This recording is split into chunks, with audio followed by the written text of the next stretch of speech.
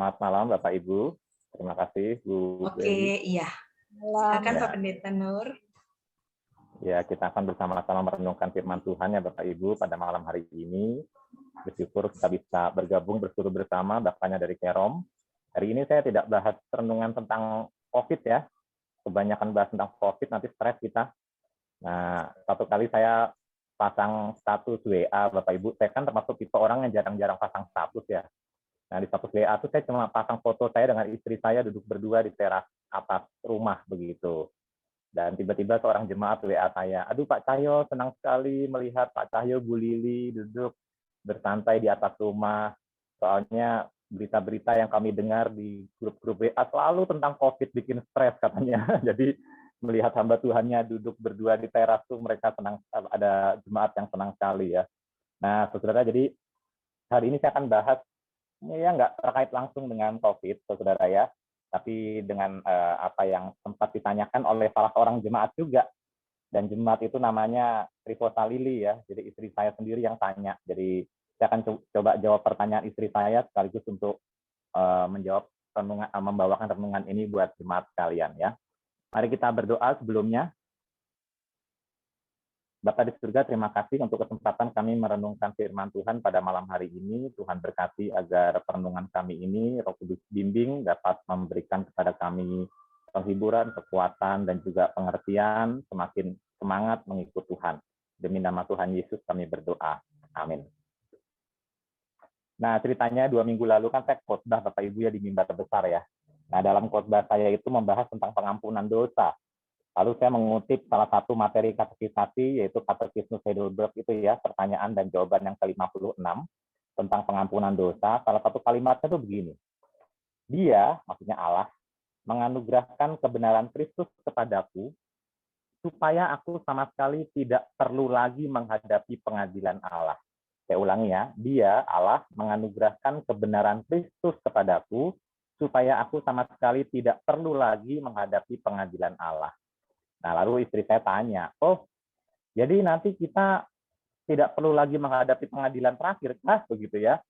Apakah kita tidak menghadapi pengadilan terakhir? Itu pertanyaan istri saya, saudara ya. Nah, sebelum saya menjawab itu, saya akan sedikit memberikan sebuah wawasan ya. Sebetulnya terjemahan resmi dari katekismus yang saya kutip tadi, sebetulnya bisa menimbulkan salah paham sih ya. Kalau saya coba terjemahkan bebas dari bahasa Inggrisnya, sebetulnya kalimatnya kira-kira begini. Allah Bapa kita menganugerahkan kepada kita kebenaran Kristus untuk membebaskan kita selama-lamanya dari penghakiman. Cuma saya waktu itu pakai kata pengadilan, saya mengikuti naskah resmi yang dalam bahasa Indonesia ya. Saya ulangi ya, Allah menganugerahkan kepada kita kebenaran Kristus untuk membebaskan kita selama-lamanya dari penghakiman. Nah, saudara, jadi sekarang hari ini saya akan mengajak kita merenungkan tentang penghakiman Allah atau pengadilan terakhir atau pengadilan takhta putih, begitu ya. Siapa tahu besok-besok ada anak kita yang tanya, siapa tahu besok-besok ada keluarga kita yang tanya, apa sih maksudnya pengadilan terakhir, apa sih maksudnya penghakiman terakhir, apa sih maksudnya pengadilan takhta putih. Kok orang Kristen percaya dalam pengakuan iman rasuli, aku percaya kepada Yesus Kristus, ya, dia naik ke surga, duduk di sebelah kanan Allah Bapa dan akan datang kembali untuk menghakimi orang yang hidup dan yang mati. Jadi apa maksudnya penghakiman terakhir itu? Apa maksudnya pengadilan terakhir itu? Nah, saudara-saudara, sebelum kita bahas itu, saya ingin mengajak kita untuk mengerti bahwa nasib kita, sorry ya, saya nggak bisa menemukan kata yang lebih pas ya, saya pakai kata nasib saja ya. Nasib kita, bahwa kita ini terhukum atau tidak terhukum, itu sebetulnya sudah dimulai dari sejak di dunia ini. Bapak Ibu, saya ulangi ya, nasib kita terhukum maupun tidak terhukum, itu sebetulnya sudah dimulai dari sejak kita di dunia ini. Ayatnya dari mana? Yohanes 3 ayat 17 sampai 18. Ini salah satu ayat yang mau saya ajak kita renungkan hari ini, selain nanti dari Matius ya. Yohanes 3 ayat 17 sampai 18. Yohanes 3 ayat 17 sampai 18. Kalau Bapak Ibu sudah buka ayat di rumahnya masing-masing, Alkitab atau HP-nya, saya akan bacakan buat kita. Sebab Allah mengutus anaknya, yaitu Yesus Kristus, ke dalam dunia bukan untuk menghakimi dunia, melainkan untuk menyelamatkannya oleh Dia. Ini maksudnya kedatangan yang pertama ya. Yesus datang ke dunia pertama kali bukan untuk menghakimi dunia, melainkan untuk menyelamatkannya oleh Dia. Lalu dilanjutkan di ayat 18. Barang siapa percaya kepadanya, maksudnya kepada Kristus, ia tidak akan dihukum. Barang siapa tidak percaya kepada Kristus, maksudnya, ia telah berada di bawah hukuman. Saya garis bawahi kata telah berada di bawah hukuman. Sebab ia tidak percaya dalam nama Anak Tunggal Allah. Jadi Bapak Ibu, nasib kita menerima hukuman kekal atau tidak menerima hukuman kekal itu bukan menunggu nanti waktu pengadilan terakhir. Ya. Nasib kita bahwa kita ini akan terhukum atau tidak terhukum itu tidak perlu menunggu nanti ketika nanti pengadilan tahta putih, tidak perlu. Hari ini juga firman Tuhan mengatakan kalau Anda percaya Yesus, Anda tidak akan dihukum. Kalau Anda tidak percaya, Anda telah berada di bawah hukuman. Menarik ya, ada frase telah berada di bawah hukuman. Nah, ini kalimat yang sangat menarik. Jadi Bapak Ibu, kira-kira Bapak Ibu yang berkumpul dalam Zoom ini percaya atau tidak percaya kepada Yesus? Kalau Anda percaya, Anda tidak akan dihukum. Kalau Anda tidak percaya Yesus, Anda telah berada di bawah hukuman. Telah berada. Ya. Nah, saudara-saudara, jadi nasib kita sebagai manusia ya terhukum atau tidak terhukum itu sudah dimulai dari sejak di dunia ini. Tidak perlu nunggu nanti pengadilan terakhir, tidak perlu saudara ya. Dari sejak di dunia ini pun kita sudah jelas nasib kita terhukum atau tidak terhukum itu bercermin dari bagaimana respon kita kepada Injil, kepada Tuhan Yesus. Nah, Alkitab menyatakan bahwa dunia kita ini adalah dunia yang sudah jatuh dalam dosa. Dan dunia yang sudah jatuh ini adalah dunia yang ada di bawah ancaman murka Allah. Dunia kita hari ini adalah dunia yang ada di bawah ancaman hukuman Allah. Dan dunia ini adalah dunia dalam kegelapan karena dosa. Karena itu Yesus dikatakan datang menjadi terang dunia. Nah, barang siapa percaya kepada terang dunia ini, selagi masih hidup di dunia ini, maka orang-orang itu tidak akan turut dihukum. Namun jika sekarang ini, selagi kita masih hidup di dunia ini, kita mendengar Injil tentang Yesus, dan kita menolak Yesus, kita memilih terus hidup dalam kegelapan, maka firman Tuhan tadi mengatakan kita telah berada di bawah hukuman. Kita dihukum bersama-sama dunia ini, yang juga ada berada di bawah hukuman. Nah, jadi Bapak Ibu, seperti apa respon Anda terhadap Injil hari ini? Seperti apa respon Anda terhadap Tuhan Yesus hari ini? Menjelaskan identitas kita ini domba atau kambing. Ya, saya menghindari kata menentukan ya, tapi saya menggunakan kata menjelaskan. Apapun respon kita terhadap firman Tuhan, Injil, Tuhan Yesus hari ini, menjelaskan identitas kita itu domba atau kambing. Nah, karena itu kita hari ini akan bahas tentang domba dan kambing, Bapak Ibu. Matius 25 ayat 31 sampai 34. Matius 25 ayat 31 sampai 34-nya harusnya sampai 36, maaf. Matius 25 ayat 31 sampai 36. Nah, dari satu perikop ini saja saya akan mengajak kita merenungkan beberapa hal tentang penghakiman terakhir Bapak Ibu ya, tentang pengadilan terakhir, tentang pengadilan tahta putih ya. Dari satu perikop ini saja. Nah, Matius 25 ayat 31 sampai 36 saya akan bacakan buat kita. Apabila anak manusia, itu maksudnya Tuhan Yesus datang ya, dalam kemuliaannya dan semua malaikat bersama-sama dengan dia, maka ia, Yesus, akan bersemayam di atas tahta kemuliaannya. Lalu semua bangsa akan dikumpulkan di hadapannya, dan ia akan memisahkan mereka seorang daripada seorang, sama seperti gembala memisahkan domba dari kambing. Dan ia akan menempatkan domba-domba di sebelah kanannya dan kambing-kambing di sebelah kirinya. Dan raja itu akan berkata kepada mereka yang di sebelah kanannya, "Mari, hai kamu yang diberkati oleh Bapakku, terimalah kerajaan yang telah disediakan bagimu sejak dunia dijadikan. Sebab ketika aku lapar, kamu memberi aku makan. Ketika aku haus, kamu memberi aku minum. Ketika aku seorang asing, kamu memberi aku tumpangan.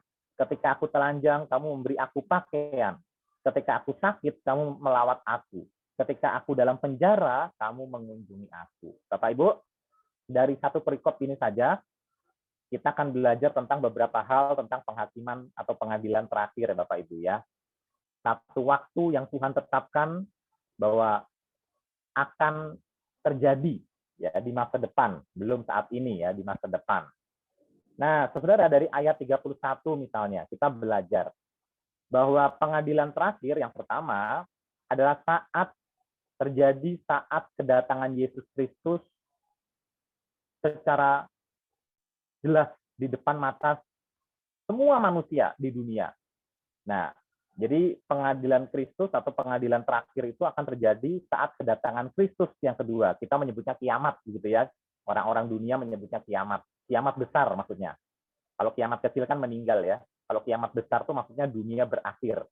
Nah, pada saat kedatangan Yesus itulah di depan mata seluruh manusia di seluruh dunia, ya, Kristus datang dan akan berlangsung penghakiman atau pengadilan terakhir.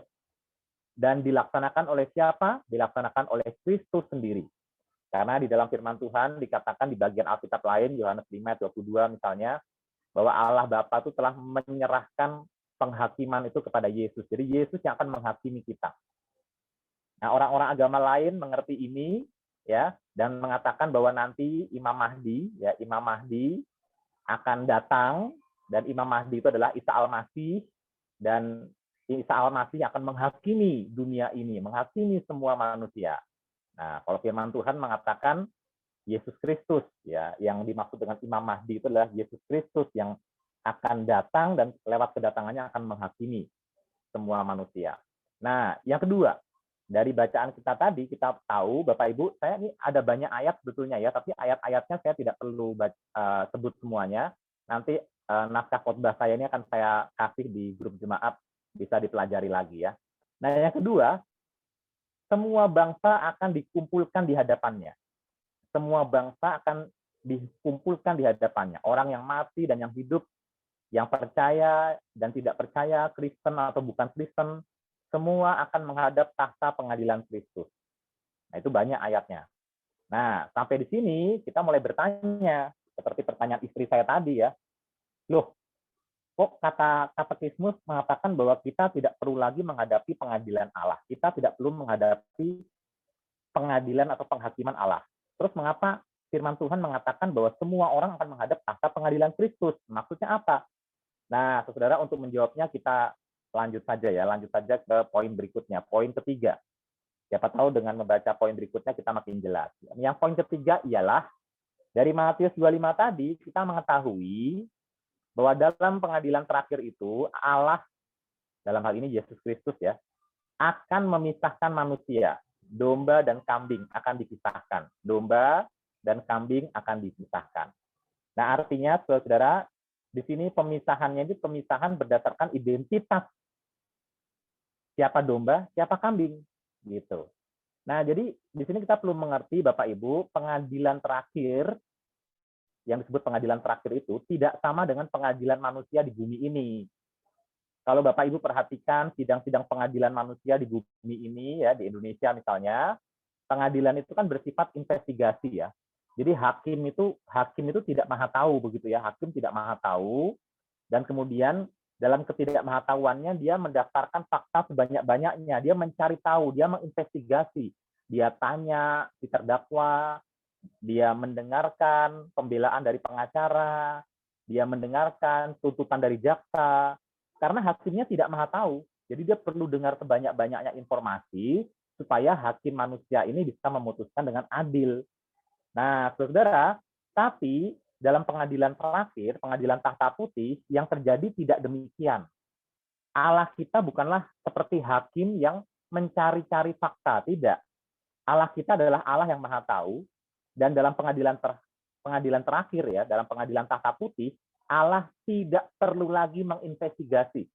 Allah tidak perlu lagi menanyakan ya, mencari fakta-fakta, tidak perlu lagi karena dia maha tahu, dia sudah tahu. Dia sudah tahu mana yang domba, mana yang kambing, mana umatnya yang mewarisi langit bumi baru, dan mana yang akan menerima orang-orang yang akan menerima hukuman kekal di neraka. Dia sudah tahu. Dia sudah tahu mana yang percaya Yesus dan dibuktikan dengan perbuatan yang baik, dan mana yang tidak percaya Yesus dibuktikan dengan perbuatan yang jahat. Dia sudah tahu. Nah, saudara, jadi kalau Katekismus Heidelberg misalnya mengatakan kita tidak perlu lagi menghadapi pengadilan Allah atau kita tidak perlu lagi menghadapi penghakiman Allah. Maksudnya memang kita semua akan berdiri di depan tahta pengadilan Kristus. Memang kita semua akan menghadap tahta pengadilan Kristus, siapapun kita. Tetapi ketika orang percaya, khususnya kita orang Kristen yang percaya Yesus, berdiri di tahta pengadilan Kristus, itu kondisinya berbeda dengan ketika orang-orang jahat berdiri di depan tahta pengadilan Kristus. Ya, kita berdiri di depan tahta pengadilan Kristus bukan untuk diselidiki, bukan untuk diinvestigasi, lalu ditemukan kesalahannya, lalu dihukum. Ya, tidak demikian Bapak Ibu. Nah, saudara, karena itu dalam khotbah saya menggunakan kalimatnya begini, bahwa kita tidak perlu lagi menghadapi pengadilan Allah yang bersifat menghukum. Anak-anak Tuhan ketika berdiri di depan tahta pengadilan Kristus tidak perlu lagi menghadapi pengadilan Allah yang bersifat menghukum. Ya. Nah, saudara, lebih jelasnya nanti akan lebih jelas lagi kalau saya lanjutkan renungan saya ini ya. Roma 8 ayat 1 mengatakan begini, demikianlah sekarang tidak ada penghukuman bagi mereka yang ada di dalam Kristus Yesus. Tidak ada penghukuman bagi mereka yang ada di dalam Kristus Yesus. Kapan? Sekarang, kata Paulus. Sekarang orang-orang yang ada dalam Kristus Yesus tidak ada penghukuman bagi mereka, apalagi nanti di pengadilan terakhir. Di pengadilan terakhir udah jelas identitas kita adalah domba. Jadi dalam pengadilan terakhir itu kita tentu tidak akan menghadapi pengadilan di mana kemudian kita dipersalahkan dan kemudian kita dihukum, tidak akan mengalami itu Bapak Ibu. Nah, saudara, ada dua orang penulis dari Belanda ya mengatakan kalau pengadilan terakhir itu sebetulnya fungsinya ada 3, cuma karena waktu yang terbatas saya hanya akan sebut 1 saja ya.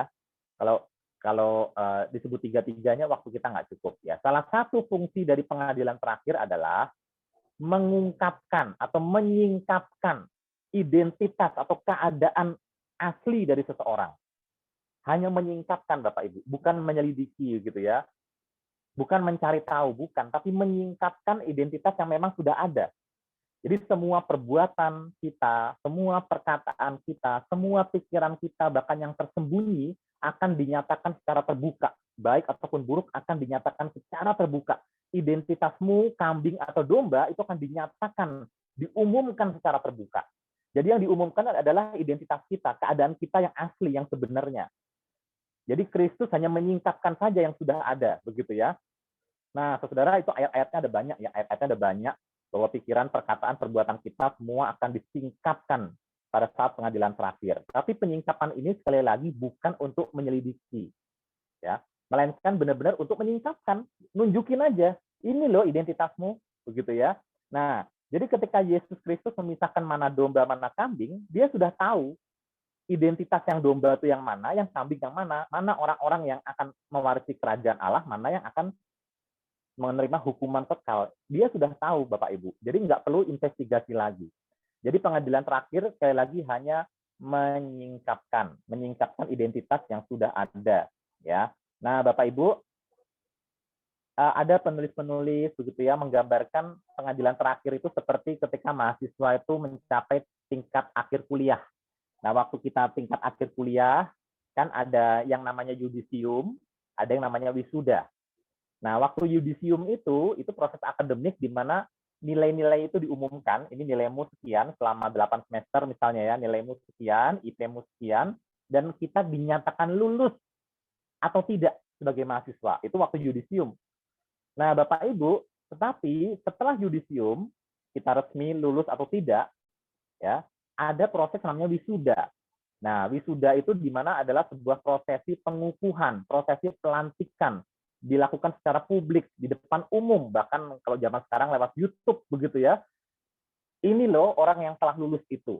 Ini loh identitas orang-orang yang telah lulus yudisium, yang dinyatakan lulus dengan IPK sekian, cum laude atau summa cum laude, dan seterusnya. Nah, Bapak Ibu, jadi ada para ahli teologi yang menggambarkan pengadilan terakhir seperti wisuda. Nah, jadi pengadilan terakhir itu digambarkan seperti wisuda, ya. Nah, sebetulnya ini gambaran yang punya kelemahan sebetulnya ya, tapi apa kelemahannya nanti kita lihat di poin berikutnya ya. Jadi intinya Bapak Ibu, kehidupan kita sekarang ini, ketika kita memutuskan terima Yesus atau tidak terima Yesus, itu seperti yudisium, begitu ya, seperti yudisium ketika kita dinyatakan lulus atau nggak lulus begitu. Tetapi nanti di depan publik akan diumumkan benar-benar siapa yang menjadi milik Kristus, yang menerima Kristus, dan siapa yang menolak Kristus dan bukan milik Kristus, itu nanti waktu pengadilan terakhir. Nah, pengadilan terakhir itu seperti waktu wisudanya itu, begitu ya, di depan umum diumumkan. Nah, Bapak Ibu, tapi sekarang kita beralih ke poin keempat lah ya. Di dalam poin keempat, Matius 25 ayat 34. Ya, Matius 25 ayat 34 mengatakan perkataan sang raja kepada para domba, kepada kita-kita yang adalah domba-dombanya Tuhan. Terimalah kerajaan yang telah disediakan bagimu sejak dunia dijadikan. Ini kalimat penting banget Bapak Ibu ya, dan kalimat ini sulit banget. Terimalah kerajaan, hai domba-domba, yang telah disediakan bagimu sejak dunia dijadikan. Artinya Bapak Ibu, identitas domba-domba itu, sang domba-domba ini, para domba ini, kalaupun sekarang menerima kehidupan kekal, itu adalah bagian dari ketetapan Allah sejak dunia dijadikan, bahkan sebelum mereka dilahirkan. Nah, di sini kita bertemu dengan doktrin predestinasi ya. Ini bagian dari misteri ilahi yang tidak cukup waktu untuk kita jelaskan hari ini, ya. Tapi yang penting kita mengerti status kekal seseorang telah ditetapkan bahkan oleh anugerah Allah. Saya pakai garis bawah kata anugerah Allah ya. Sebelum, bahkan sejak dunia dijadikan, sebelum orang itu lahir. Nah, bagaimana membuktikan bahwa orang itu benar-benar orang-orang yang statusnya selamat atau tidak selamat? Ya, kita lihat bagaimana dia merespon Injil Kristus. Kalau dia adalah orang pilihan, dia pasti dan tidak mungkin tidak ketika mendengar Injil hatinya akan terbuka dan akan percaya Yesus, begitu ya. Nah, tapi ini kita nggak akan bahas lebih lanjut. Nah, Bapak Ibu kalau mau baca artikel-artikel saya yang pernah saya bahas di grup ya, artikel-artikel tentang doktrin umat pilihan segala macam, silakan baca-baca di situ ya. Nah, Bapak Ibu, kita akan lihat poin ke-5 ya, poin ke-5. Matius 25 ayat 35 sampai 36. Menyatakan bahwa identitas domba-dombanya Allah menjadi jelas lewat perbuatan mereka yang baik. Jadi Allah tahu identitas siapa dombanya, siapa yang kambing. Nah, dan domba-domba ini ia kenali, saudara. Ya, bahkan sebelum dunia dijadikan dia sudah tahu mana domba-dombanya. Nah, Bapak Ibu, tetapi dalam hidup para domba ini sendiri, Bapak Ibu, para domba ini membuktikan bahwa mereka adalah orang-orang yang identitasnya domba, itu dibuktikan lewat perbuatan mereka. Perbuatannya apa? Sang raja ini mengatakan kepada domba-dombanya bahwa ketika ada orang yang lapar, mereka memberi makan. Memberi minum kepada orang yang haus. Memberi tumpangan kepada orang asing. Memberi pakaian orang telanjang. Mengunjungi orang yang sakit. Mengunjungi orang yang dipenjara. Nah, saudara, jadi kita melihat bahwa dalam pengadilan terakhir ada istilah Allah itu menghakimi atau membalas berdasarkan perbuatannya. Nah, jadi kata perbuatan di sini maksudnya perbuatan sebagai bukti dari identitas seseorang. Kalau kamu domba, pasti buktinya perbuatanmu baik. Kalau kamu kambing, tidak heran kalau perbuatanmu jahat. Itu sebabnya ada kalimat di dalam beberapa ayat ya, bahwa Allah itu membalas orang atau menghakimi orang berdasarkan perbuatannya. Ayat ini Bapak Ibu bukan bermaksud mengajarkan bahwa keselamatan itu karena perbuatan, bukan. Kalau kita menemukan ada kalimat ayat mengatakan bahwa Allah itu membalas atau menghakimi berdasarkan perbuatan, Alkitab tidak bermaksud mengajarkan bahwa kita diselamatkan atau tidak diselamatkan karena perbuatan, tidak demikian. Sekali lagi ingat ya, perbuatan kita, entah baik ataupun buruk, itu keluar dari identitas kita. Jadi kata identitas adalah kata kunci malam hari ini. Kalau identitas kita domba, pasti harusnya sewajarnya perbuatannya baik. Kalau identitasnya kambing, tidak heran kalau kamu perbuatannya jahat, begitu ya. Nah, Bapak Ibu, jadi penekanan kita adalah pada identitas seseorang yang Allah kenali sendiri dan terbukti lewat perbuatan mereka. Ingat Yakobus 2:17 mengatakan iman tanpa perbuatan adalah mati. Bagaimana kita tahu iman seseorang? Buktikan lewat perbuatannya. Nah, Bapak Ibu, jadi ini adalah 5 hal dari Matius 25 yang kita bisa pelajari tentang pengadilan terakhir. Pertama, pengadilan itu terjadi saat kedatangan Kristus dan dilaksanakan oleh Kristus sendiri. Kedua, pengadilan itu berlaku untuk semua orang, Kristen, non-Kristen, mati maupun hidup. Ketiga, dalam pengadilan itu Allah memisahkan berdasarkan identitas orang tersebut, Allah kenal siapa miliknya. Dan yang keempat, Bapak Ibu, dalam pengadilan terakhir itu, domba-domba itu menerima kerajaan yang telah disediakan bagi mereka bahkan sejak dunia diciptakan. Dan yang kelima, identitas domba-domba itu terbukti lewat perbuatan mereka. Terbukti lewat perbuatan mereka. Nah, Bapak Ibu, jadi semua orang, termasuk orang percaya, akan menghadap tahta pengadilan Kristus. Namun, kita sebagai orang percaya, sebagai dombanya Tuhan, ketika ada di depan tahta pengadilan Kristus, kita bukan hadir sebagai orang yang diinvestigasi untuk kemudian dihukum. Bukan. Namun menjadi orang-orang yang akan disingkapkan. Memang kamu ini anakku, memang kamu ini domba-dombaku, memang kamu ini anak-anak kerajaan surga. Dan kita akan menerima kerajaan yang sudah tersedia bagi kita sejak bumi dijadikan. Nah, Bapak Ibu, karena itu bagi anak-anak Tuhan, ketika mendengar kata pengadilan terakhir, responnya akan beda dengan anak-anak dunia ini. Anak-anak dunia ini ketika mendengar kata pengadilan terakhir, harusnya tumbuh kengerian dan ketakutan dalam hidup mereka. Nah, tapi ketika anak-anak Tuhan mendengar kata pengadilan terakhir, kata itu, frase itu membawa sukacita dan kegembiraan yang luar biasa. Mengapa? Karena ada beberapa hal yang terjadi saat pengadilan terakhir. Pertama, satu, dalam pengadilan terakhir, hari itu adalah hari ketika identitas anak-anak Allah dinyatakan. Dan kita dan seluruh makhluk dengan rindu menantikan saat anak-anak Allah itu dinyatakan. Roma 8 ayat 19. Dan bahwa kasih Allah sempurna di dalam domba-dombanya Allah ini. 1 Yohanes 4 ayat 17. Jadi Bapak Ibu, itu sebabnya kita gembira menantikan penghakiman Allah yang terakhir itu tiba. Karena saat itulah identitas kita dinyatakan ke seluruh dunia. Memang kita ini anak Allah, kita ini dombanya Tuhan. Yang kedua, Bapak Ibu, mengapa kita menyambut penghakiman Allah dengan sukacita? Karena hari itu adalah hari ketika Allah menunjukkan bahwa Ia ada di pihak kita dan membalaskan perbuatan orang-orang jahat. Ya, selama ini kita hidup di dunia selalu dikatakan jangan balas kejahatan dengan kejahatan. Kalau ada orang menyakiti kita, ada suami yang menyakiti kita, ada istri yang menyakiti kita, ada anak yang menyakiti kita, ada orang tua yang menyakiti kita diingatkan jangan membalas karena pembalasan adalah hakku. Nah, Bapak Ibu, dan itu yang terjadi ketika ada orang-orang yang memusuhi kita nggak perlu membalas karena ada pengadilan terakhir, penghakiman terakhir. Nah, pembalasan Allah itu ya sebetulnya bisa dua ya. Kalau orang yang menyakiti kita itu akhirnya bertobat dan percaya Kristus, dia akan menerima ganjarannya, hidup yang kekal, ya, dan akan dipulihkan relasinya dengan kita, begitu ya. Tetapi ketika orang itu tidak bertobat dan terus memusuhi anak-anak Tuhan, terus menganiaya anak-anak Tuhan tidak boleh membalas. Karena apa? Karena dalam pengadilan terakhir Tuhan akan membalaskannya. Dia akan membuktikan bahwa Allah di pihak kita. Roma 8 ayat 33 sampai 34. Karena itu di sana dikatakan apa yang dapat memisahkan kita daripada kasih Kristus. Karena Allah yang justru membela kita. Nah, nomor 3, kenapa kita patut bersukacita?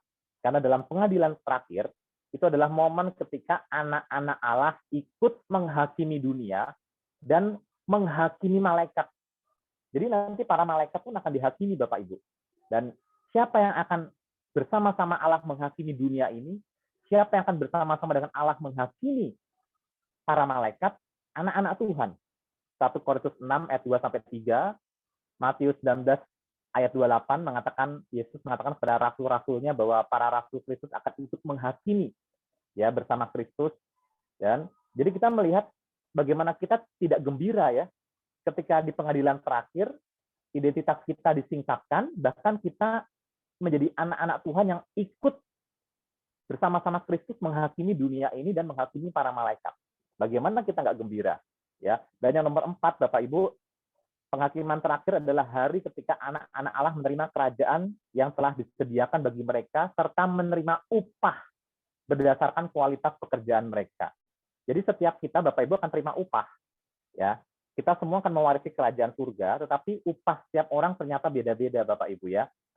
Upahnya Pak Cahyo dengan Pak Ir beda. Upahnya Pak Cahyo dengan Bu Siana beda. Bisa saja upahnya Bu Siana lebih ya daripada upahnya Pak Cahyo di surga. Karena Tuhan melihat hati, melihat perbuatan, melihat pikiran, perkataan orang, begitu ya. Allah yang paling tahu dan setiap orang pekerjaannya akan dinilai. Dan Tuhan akan memberikan upah kepada anak-anak Tuhan. Upahnya akan beda-beda. Tapi tentunya, saudara, ketika kita menerima upah di surga, di langit dan bumi yang baru tepatnya ya, itu perasaannya akan beda dengan ketika kita menerima upah di dunia. Kalau menerima upah di dunia kan kita, kalau melihat teman kita upahnya lebih gede, kita lebih kecil, kita cemburu, ya kita iri, kok dia lebih gede sih terimanya, kok saya terimanya lebih kecil sih. Nah, di surga Bapak Ibu, tentu kita tidak akan punya pikiran seperti itu. Ya, karena segala macam pikiran-pikiran duniawi itu sudah nggak ada lagi. Yang ada adalah sukacita bertemu Tuhan muka dengan muka. Hanya saja memang upahnya lain-lain, ya, berdasarkan apa yang kita kerjakan hari ini. Nah, yang terakhir, kenapa kita bersukacita? Dan ini poin terakhir saya dari renungan hari ini. Karena itu adalah hari ketika kemuliaan Allah dinyatakan.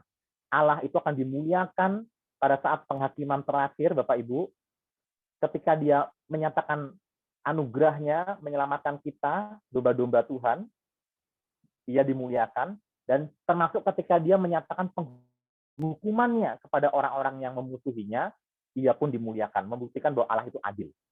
Ya, membuktikan bahwa Allah itu adil. Demikian penghakiman terakhir akan membawa kepada Allah itu kemuliaan yang sepenuh-penuhnya, lebih daripada yang kita bisa lihat hari ini. Nah, Bapak Ibu Saudara, biarlah pelajaran tentang penghakiman terakhir, pengadilan tahta putih, ini memberikan pelajaran baru buat kita. Ada saat di mana anak-anak Tuhan akan dinyatakan identitasnya. Tapi bagaimana identitas itu terbukti? Ya dari kehidupan kita hari ini. Ya kita lihat kehidupan kita hari ini, apakah kita mencerminkan identitas kita? Kalau tidak mencerminkan, ada sesuatu yang salah di sana. Bagaimana sikap kita kepada orang-orang yang membutuhkan, kepada suami kita, kepada istri kita, kepada anak-anak kita, bagaimana perkataan kita, bagaimana pikiran kita yang di tempat tersembunyi, bagaimana sikap kita kepada atasan, bagaimana sikap kita kepada orang agama lain, bagaimana sikap kita kepada saudara seiman. Itu semua akan membuktikan identitas kita. Apakah kita domba atau kambing, Bapak Ibu. Nah, dan semua pekerjaan anak Tuhan akan menerima upah yang berbeda-beda. Karena itu, biarlah semua pelajaran ini semakin membuat kita giat melayani Tuhan. Tuhan menyediakan upah bagi setiap kerja keras kita, dan kita terus beribadah, kita dengan tulus melayani, apapun yang Tuhan percayakan, baik dalam pelayanan di gereja maupun pelayanan dalam pekerjaan masing-masing, di kantor masing-masing, di rumah masing-masing. Nama Tuhan dimuliakan, Bapak Ibu, dan sebelum kita lanjut kepada persembahan dan berdoa syafaat oleh Pendeta Evi, mari kita berdoa mengakhiri renungan malam hari ini. Bapak di surga, kami bersyukur lewat renungan malam hari ini kami disadarkan bahwa pengadilan terakhir tahta putih akan kami jelang, dan semua orang percaya maupun tidak percaya, akan berdiri di depan tahta Tuhan.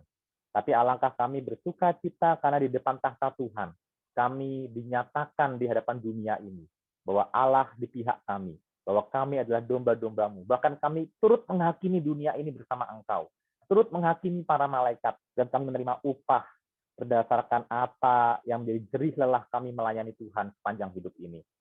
Ya Bapa di surga, kami bersyukur atas ingatan-ingatan akan firman Tuhan ini, dan di masa-masa sulit ini, di masa pandemi ini, ajar kami tetap mengerjakan yang terbaik bagi kemuliaan Tuhan, dan kami tetap melayani Tuhan dengan cara-cara yang kami bisa, memberikan yang terbaik dalam kehidupan kami, meskipun situasi sulit, meskipun situasi membatasi, meskipun kekhawatiran mengancam kami, meskipun sakit penyakit juga mengancam kami.